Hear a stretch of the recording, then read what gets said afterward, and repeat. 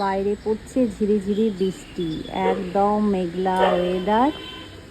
আমি ব্যালকনিতে বসে বসে খুব সুন্দর ওয়েদারটা এনজয় করছিলাম। বৃষ্টি পড়ছে ঝিরিঝিরি।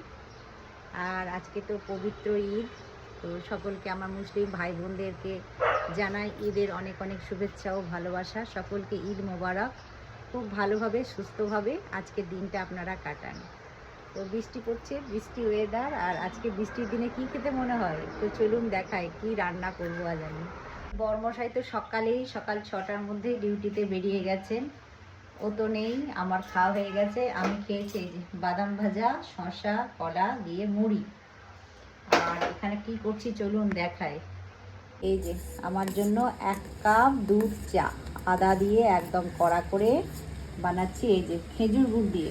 তো দেখুন এখনকার খেজুর গুড় কতটা ভেজাল, এই যে ওপরে একদম চিনি জমে গেছে, দেখছেন ভেজাল গুড়।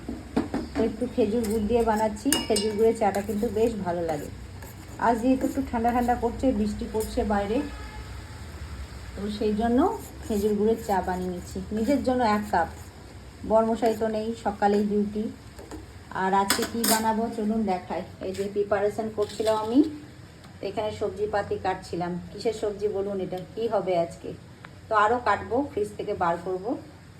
তো চলুন চাটা আমি এনজয় করে ব্যালকানিতে বসে বসে বৃষ্টি দেখি আর খাই। এখন টাটা।